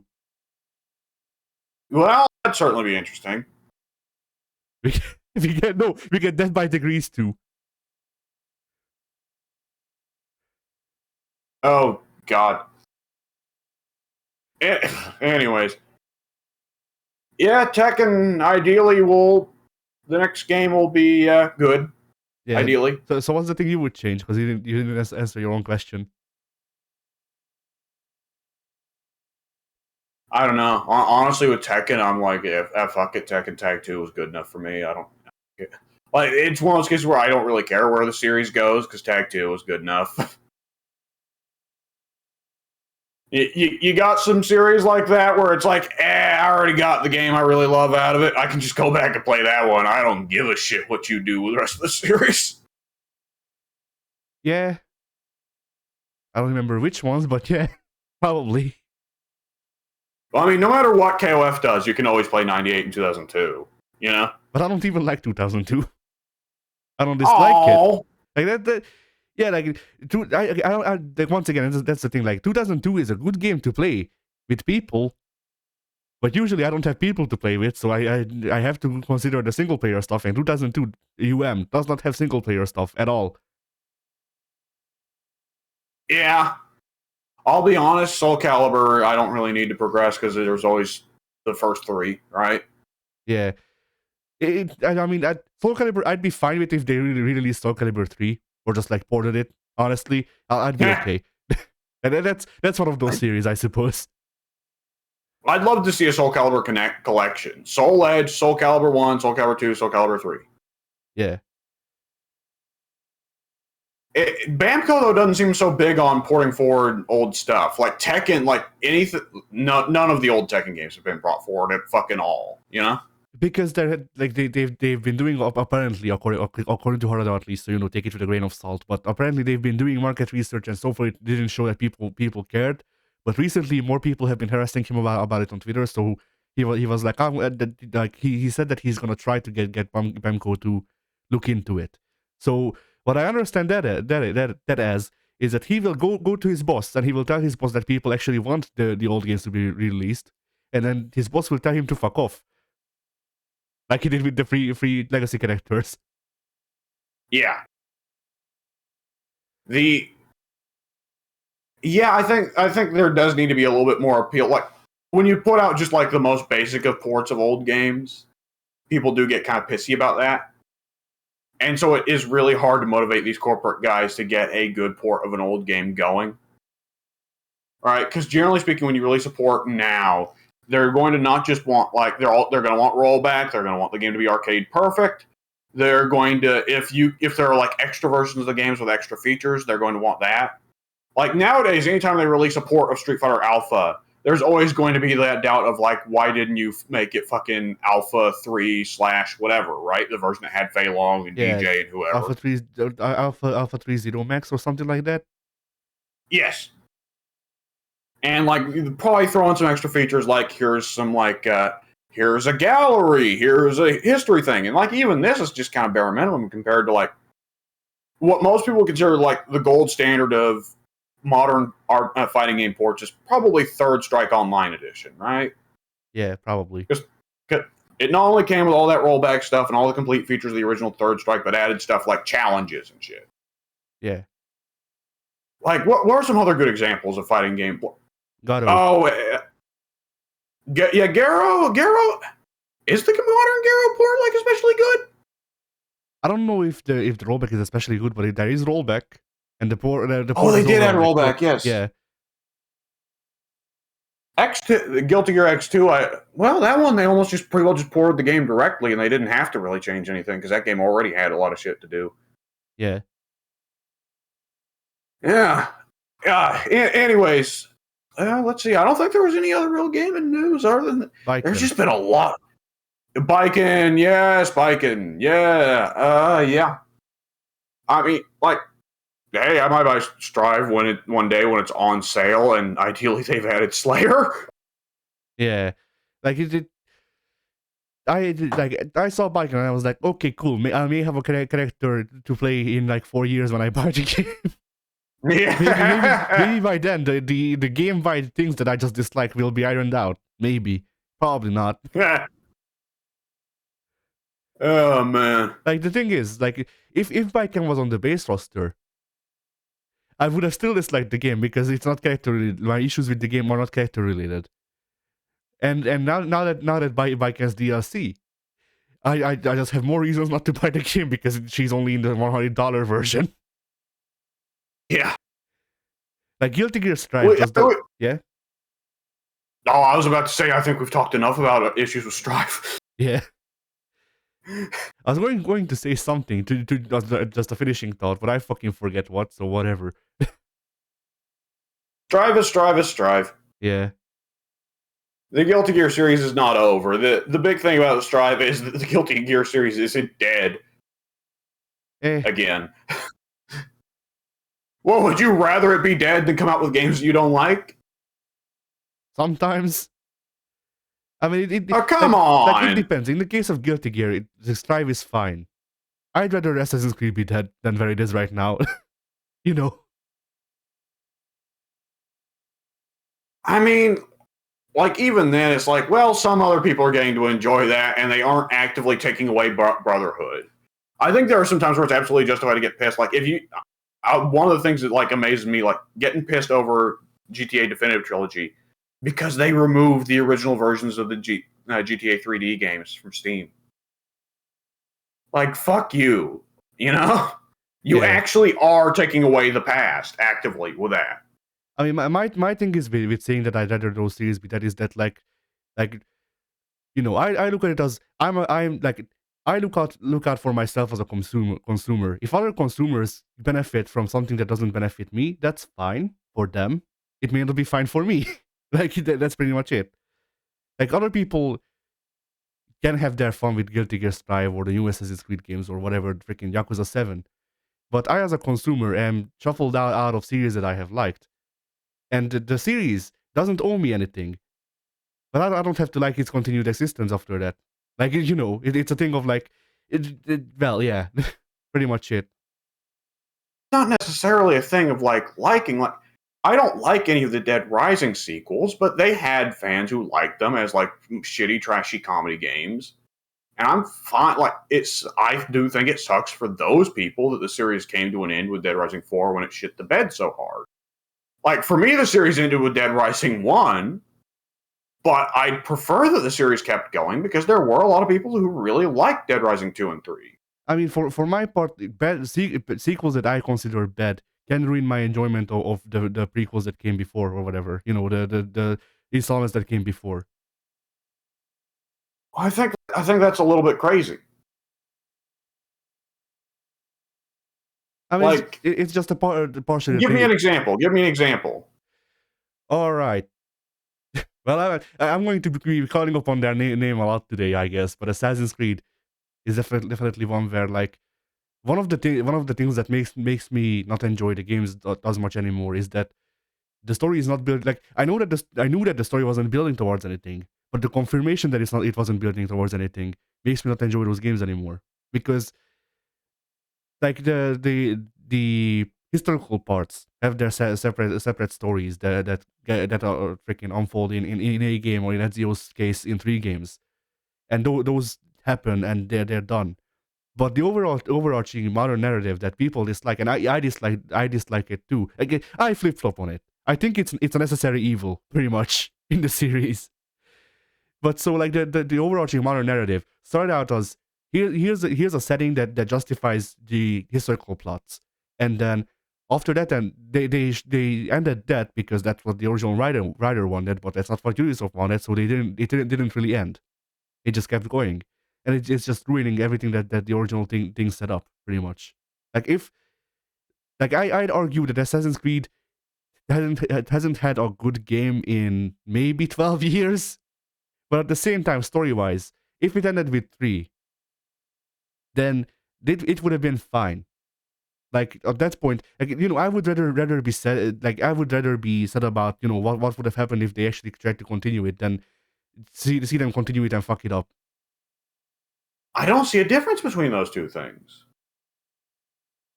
Because, like, from my perspective, like, if I look at some of the larger elements of, like, Dead Rising 1's plot, because that's my go-to example, like, for me, it isn't, what they did with it was so disappointing, so much as it is, this could have had a lot of interesting potential, which is the same question I'd be asking myself for games that just ended on cliffhangers that never went anywhere, you know?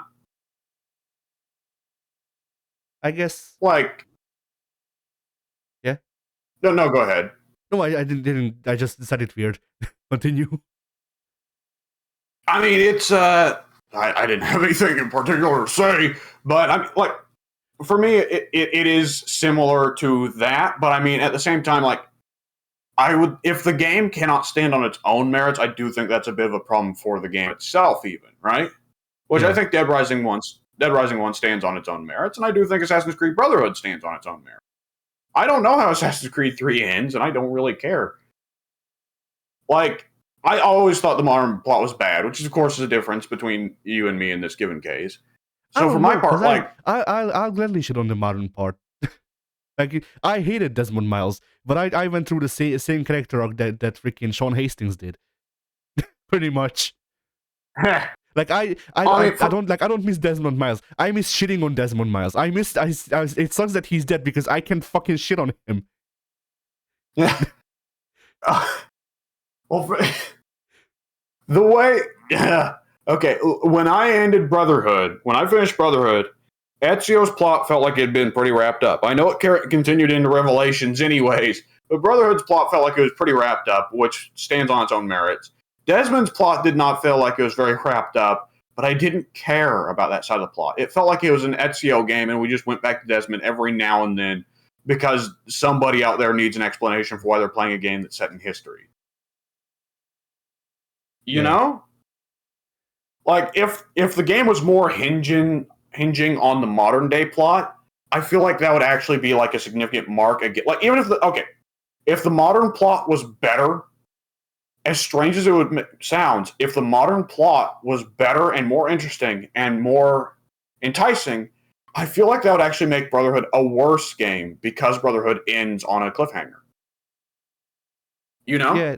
Yeah, that's why I'm saying that it ruins it for me, because like the thing I consider is that, like, I read some of the like books they released about, you know, like the design parts and stuff like that, you know, like before the guy who came up with the series left, like the books that he contributed to talk about, you know, why Assassin's Creed is and how it is. And basically the series was supposed to be a sci-fi series with historical elements.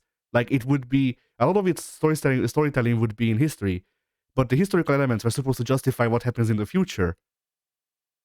So when I look at the modern day, God, so when I look at the modern day, thank God they fired this guy. So when I look at the modern day, and I look at what was set up in the first two games that happened in the modern day, and then I freaking look at what happened after Desmond died and how shit keeps getting retconned and stuff, like it just hurts. Yeah. Well, it's also, it's kind of, it is, I do want to mention, like, we did link this over from Strive, but, like, I feel like Strive's actually almost kind of, like, different in that, like, with Assassin's Creed, there's been a lot of story problems just over the course of the whole series, but also in the new games. But, like, Strive, probably one of the only places that Strive doesn't fuck up is story. Yeah. Like, Strive, I didn't watch the story from yet. what I've read, yeah, go ahead. Yeah, from what I've read, Strive sounds like a perfectly satisfying conclusion to the Guilty Gear story. Yeah, on like, with Strive, it's entirely in the mechanics that I have from with. Yeah, I mean, the visuals are gorgeous except for the UI, but, like, the character visuals and stage visuals are gorgeous. Yeah, although I'm not the biggest fan of everything looking washed out, but yeah, I mean it works for the visual style, like it's trying to be like the big cinematic finale. Though I think if they do get the opportunity to do the hypothetical dream game they want to do now that the series is wrapped up, I do imagine that one will be less cinematic. So they'll probably be shooting back to more of a. Well, it's difficult to say. I think that based off what we've already seen, Izuatari does not like to repeat himself, visually speaking. Because Guilty Gear XX is like classic anime style. It's fucking Berserk style anime. It's Fist of the North Star style anime in terms of character designs and shading and coloring. Then Ixard goes a bit more into the Naruto, Dragon Ball, One Piece visually style, where it's a bit more bright, things are a bit more round, character designs are a little more exaggerated, characters are more big than they are cut. And then Strive goes into this weird, almost kind of combining the Ixard style with a bit of the American cinematic style, with the washed out colors and so on. So I imagine if there's a hypothetical, like, Guilty Gear dream game of fuck it, everyone's here, it's probably going to have another entirely different visual style just because Izuatari doesn't like to repeat himself. Yeah. Anyways, yeah, that, like, I don't care for Potemkin and Strive because it almost feels like cheating when you play as him because he's so much stronger when everything is slowed down and the screen is so much smaller. But I will say the Strive version of the Heavenly Potbuster is by far the coolest version. That he goes up there and you see the Buddhas, you know? Yeah, the Strive cinematics are good and stuff like that. It's just like you know, there's a lot of things that I can point out about Strive that I like. It's just playing the game itself. Yeah. But yeah. Yeah.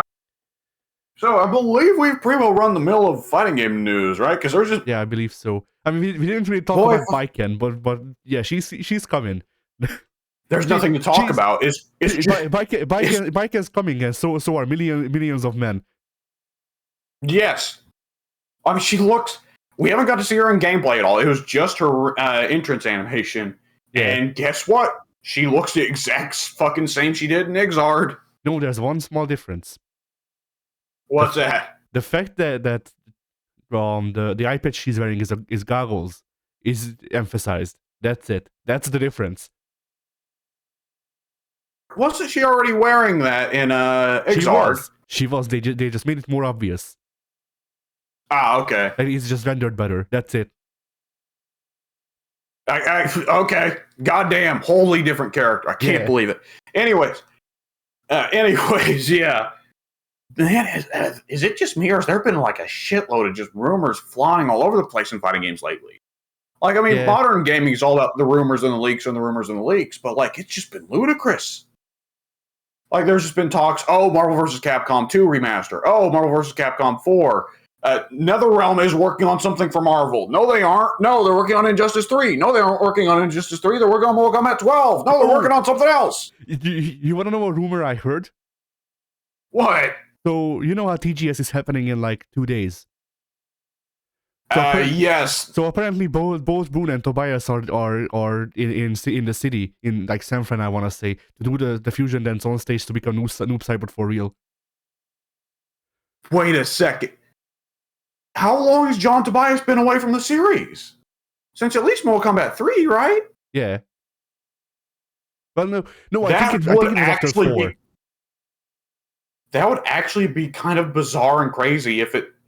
Yeah, like John Tobias is back. Like, okay, the thing that would make the most sense if they bring Boon and Tobias both on stage together after all these years is if they're announcing... Remake, yeah. Which, hope to God it's not those fucking shitty Unreal Engine looking motherfuckers that they were rolling around in that Matt McMuscles video, you know? Yeah. I mean, I wouldn't call them shitty because it was a small team and all that, but like, okay, they were bad looking, but it was justified. Is the way I'd put it. Yeah, and I mean, like, the thing is, like, you're not really going to be able to do that 90s FMV style nowadays so much. I mean, not only can you not do that 90s FMV style nowadays. If you remember the Matt McMuscles video, but NetherRealm tried to do the 90s FMV style and it cost too much. Yeah.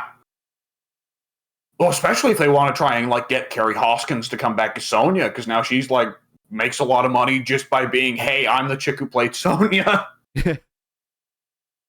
The craziest one, the hypothetical craziest one, this would be entirely unrealistic, costs way too much time and money. But do you remember that Goro, Kentaro, Mataro, and Shiva were all... Imagine an entire Mortal Kombat remake of the entire trilogy, but with claymation. I wouldn't like it because it would remind me of Clay Fighter. I did not like Clay Fighter. That's entirely fair, and I think that's part of why Clay Fighter existed, was to make fun of Goro, but, you know... Yeah, that's a bizarre one altogether. The idea of remaking the first 3 Mortal Kombats, which I mean, like in terms of visual, if Marvel vs. Capcom Infinite proved anything, you can still have a fun ass game with horrible visuals. Yeah, especially like if they just try to have arcade perfect ports of MK1, MK2, and do you think that nowadays they always just do UMK3? But I'd love to see a version that included both UMK3 and Trilogy, right? I mean, Trilogy wasn't good, is the thing. Trilogy was good. It just only came out on platforms that couldn't handle it. I guess. Like UMK3 is definitely the one that people have more fond memories of because it only ever came out either on arcade cabinets or on consoles that could handle it. But Trilogy, to my knowledge, only came out on what, PlayStation and what N64. what else? Yeah, and both of those platforms could not handle what Trilogy tried to do. There were so many characters, and there was the ever infamous Shang Tsung transformations, where you could either choose to have there be a loading screen every time Shang Tsung turns into another character, or make it where Shang Tsung could only copy his opponent, right? Yeah. God, that was so dumb.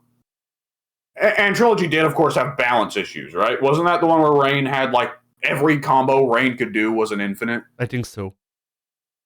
Yeah, I feel like they should keep that just to have it be arcade perfect for the fun. I think including UMK3 as the more properly competitive Mortal Kombat, while Trilogy is the more stupid bullshit, let's fucking put in a couple rounds for a laugh game. I think that'd be a nice balance, don't you?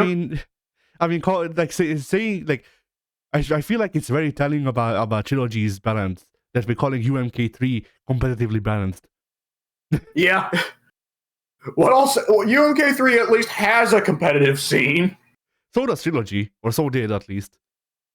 Yeah, I do remember hearing there was something about like, yeah, but it's one of those cases where like you have to, like, most characters on the roster are viable, but every character needs to have an anti-Rain strategy, right? Yeah. Something like that. Pretty much, from what I remember.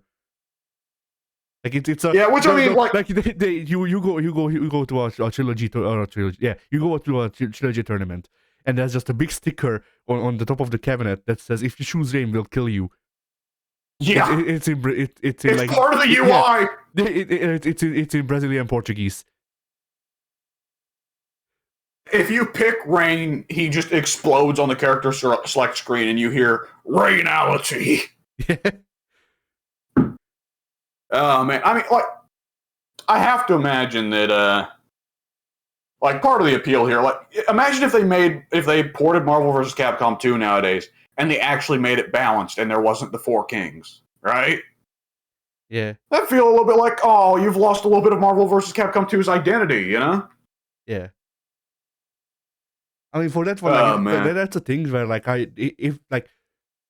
if they, like, I feel like a good way to handle that is to have a toggle in both in online play and in just the options, where you can toggle, hey, we rebalanced the game. It isn't that competitively viable, but it's not as fun, or it's not as true to arcade. So you can have a toggle. If you want to use the updated balance, you select this option. If you want to use the original balance, you use that option. And then if you do network matches, then you get to set which balance option you want to use. That would be really cool. But even if they try to rebalance everything, it raises the inevitable question: roll. Yeah. Like, do you let her continue to be shit for the joke, or do you Danify her? You know, make her just kind of a weird character, but still viable. Oh man, I'm glad. I gotta say, one of the best balance decisions that's been made in fighting games in the last 10 years, if not of all time, has got to be Street Fighter V, them deciding to keep the Dan Infinite, but just make it where it's inconsistent. Yeah. That's just so perfect for Dan. Yeah. But yeah, what would you do? What would you do if John Tobias and Ed Boon walk on stage and they announce MK12 together, and then they show off Sonya and she has no clothes on because fucking Tobias designed her? That's just such a John Tobias design, isn't it? I actually don't know who Tobias made. Explain the reference. I don't get it. Tobias after Tobias left, I don't know which characters he made specifically. But after he left, wait, did he leave after the 3D games? I forget. Whatever. So after Tobias left, he made a separate game that was trying to capitalize off of him more or less. That was another 3D fighting game, and he designed every character in that one as far as I know. And you remember the 3D era Sonya design? Yes. Yeah, from what I remember, her design was a lot more tasteful than any of the ones in Tobias's game. I mean, Sonya probably was the least ridiculously stripperish character in the 3D Yeah. trilogy, but that's not saying a whole lot. Yeah, But in Mortal Kombat 9, she was probably the most stripperish. like I'd say from what I remember, most of the female cast of Tobias's game looked like Nitara.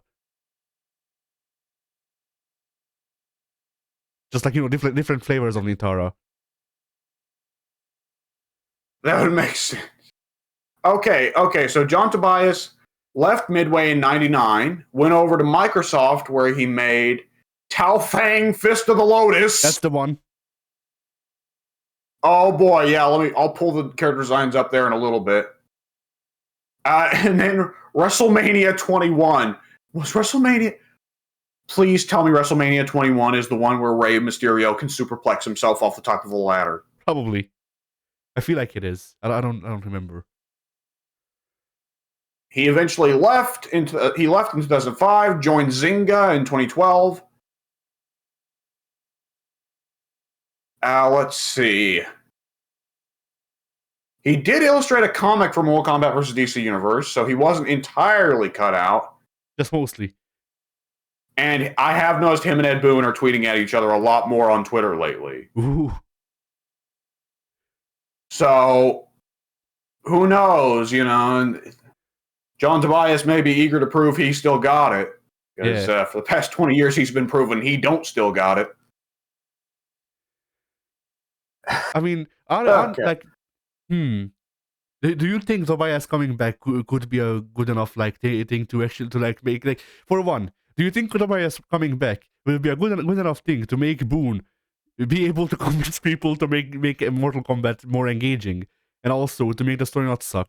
That the second one is the more important one. Like, do you think Tobias can get us out of the universe reset hole that we dug ourselves into? Oh, God damn it, Discord. Well, I think that if they're bringing back John Tobias at all, that's, for one thing, kind of a surprise because a lot of the kids these days don't know who John Tobias is. But for another thing, it kind of, to me, would indicate they're trying to go back to older values with Mortal Kombat. Because I think just about anyone can look at Mortal Kombat 11, and everyone came out of Mortal Kombat 11 like, there isn't enough to this game. Yeah. This game is too streamlined.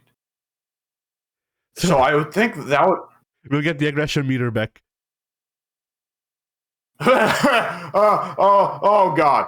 Anyways, I would wonder if the question would be, if they finally fucking let Ed do his time reset, go back and do the past Mortal Kombat, only Scorpion and Sub-Zero are still here, and even then, it's not Kuai Liang or Hanzo anymore. If they finally let Ed do that, bringing back John Tobias could be a sign of Ed wants a complete cast reset, and he wants John there with him because he wants to imitate their golden age of Mortal Kombat 1, 2, and 3. Yeah. He wants to start over again. Which, by all means, does seem like what Ed wants. Yeah. I mean, honestly, if they go back to the drawing board on how the games handle, I'll give them a chance because I don't have anything innately against NetherRealm. It's just I don't like how their games work most of the time. Yeah, there's just been a downward slope, definitely. 9 is fucking fantastic. X is good. 11 is gorgeous and has it's just fantastic looking, and it doesn't feel very interesting to play. It's not even it don't feel bad. It just doesn't feel interesting. It doesn't feel like you can really do anything beyond the character's directly ascribed moves. Yeah. Well, what just get bonked real hard, and the two of them come out and they announce Virtua Fighter 6. Dude, even though I don't particularly care for Virtua Fighter as a series, even then I feel like, okay, you have my attention. Akira can now freaking fatality people off of the stage for ring out. The 1-inch punch, but it now punches the guy's heart out. That would actually be a cool fatality. That would actually be a cool fatality. Like the heart just explodes out the back or something. Yeah. Or their entire... I feel like they did that for one of the 3D games, but I may be wrong.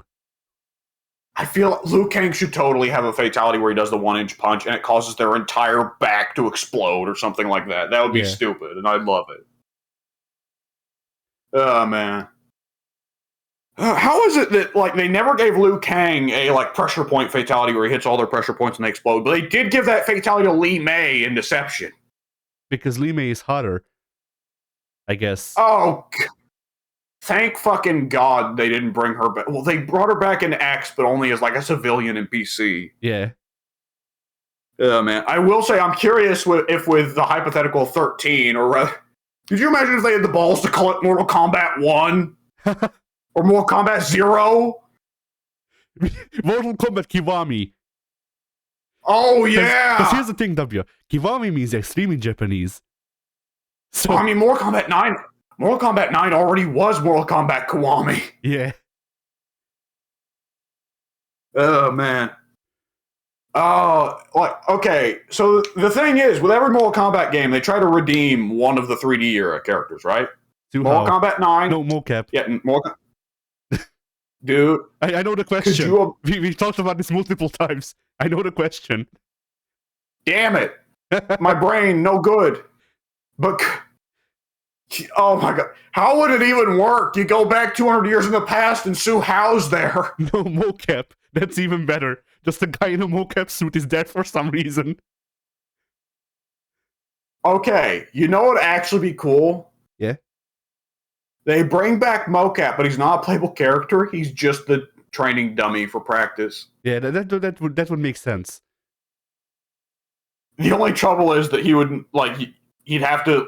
Oh, they could make it where mocap copies other characters' moves if you want to do the how to counter this bit. Yeah. They could do that. Alternatively, they could do a thing where if you hack mocap to be playable in the PC version, that he has his moves from the 3D era games. Even his 3D era moves were just copies off other characters, weren't they? Yeah, but they had their own particle effects, if I remember correctly. Oh, mocap gets all the budget. Yeah. Fuck Liu Kang, fuck Johnny Cage, fuck Raiden, fuck Katana. It's all about that mocap action. Oh man. And it's especially honestly, it's especially funny to celebrate the motion capture guys in those 3D games where the motion capture kind of sucked. I mean, they tried. They did their best. They did. They did. All right. So, Addy, you done any fighting game stuff in the past 2 weeks? Well, I played Guilty Gear Xrd. Just a bit of it. Ooh, okay. Okay. So here's the funny thing. I booted up Guilty Gear Xrd. I want to say on Sunday. I played through the story mode with Baiken, or whatever they call it, the episode mode with Baiken. And then on Monday, I wake up, I look at my feet, and I see Baiken Real First Drive, and I go, huh, funny. You must use this power for good. I need to play more Johnny, is what I need to do. Yeah. For every match that you play Johnny, the thought of Johnny appears in Izuwatari's head. Yeah. Fuck Johnny. You need to play more like more of the loser jobber characters from like. I need to play more Leopardo. Isuka. Yes, exactly. The next day on the news, you'll see Izuwatari hangs himself in freak accident. What happened? He left a mysterious note. I can't escape him. The man in the Sasquatch suit. He's after me. I did it, but I didn't do it. I mean, it's not a man in a Sasquatch suit. It's a dead gear that's being driven by like a silver alien with a dog. That's what Leopardo is.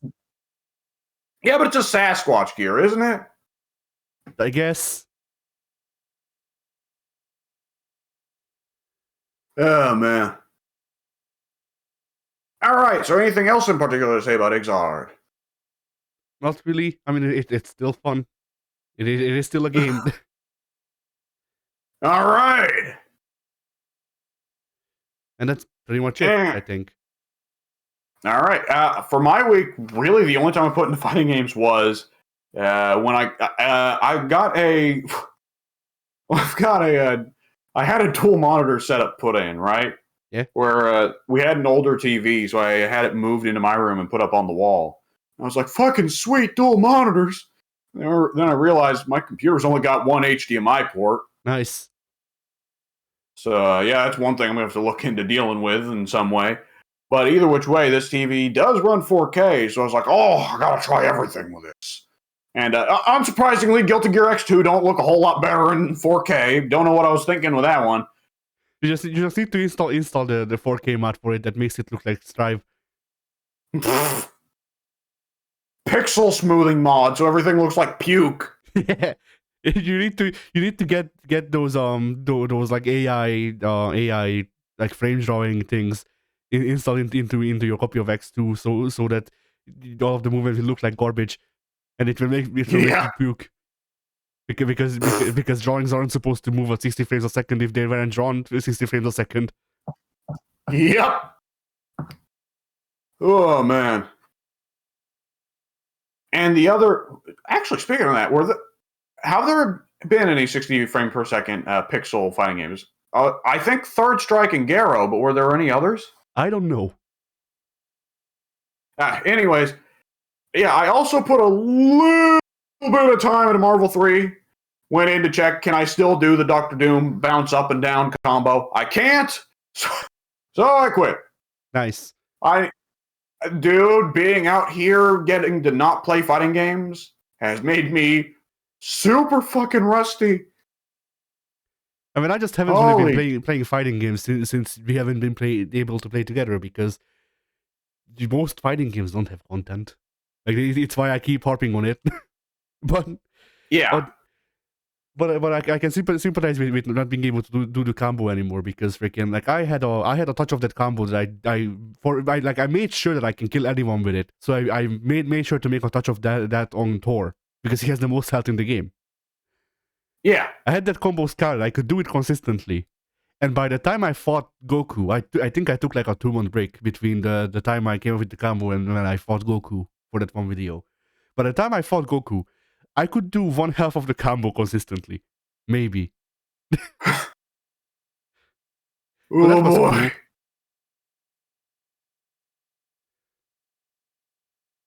cool. Oh man. We got to get back to playing, because I've just recently figured out how to get a controller plugged in while still not unplugging anything else, which is important. Yeah. So, yeah. All right. Yeah, we got stuff to do these next couple weeks, which I somehow completely slipped my mind to mention this to you. Right before we started this, I finished my last assignment for this school semester. Ah, nice. So I am good to be back. For the people. Yes, for everyone. I went ahead and told Mike, download all the things, asshole. So he's downloading all the things. I told Mike to download Smite 5 different times so far, and he's forgotten all 5 times. It was really funny last time because he was so angry at himself. Yeah. Yeah, well, initially the problem was he was having trouble clearing space on his hard drive, which I gotta like, I don't know how I haven't yet responded to him with that, like, dude, how much dwarf porn can you have? But yeah, he had that initially, but by now it's kind of like, what the fuck keeps happening? He said, like, does he have like some kind of like subliminal program where he sees Zeus's face and goes, "Oh, what am I doing? Where am I?"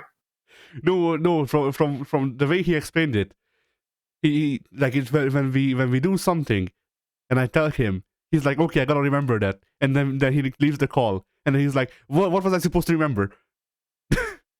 So, yeah. Mike needs to develop one of those systems. Like when people like deliberately leave a pillow on the floor to remind themselves, Mike needs to develop something like that. Yeah, or put freaking like post-it notes on his PC, which he can do.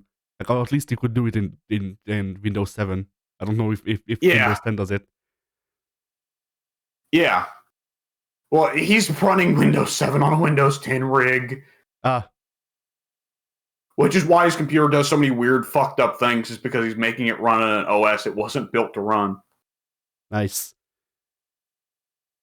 And like, it's especially funny now because like every time like the subject comes up, he admits, "Oh yeah, I made a mistake. It turns out Windows 10 isn't that bad." But yeah, Yeah, I guess let's stop the podcast and then we can continue this discussion after it. So fighting games were yeah. Fighting games were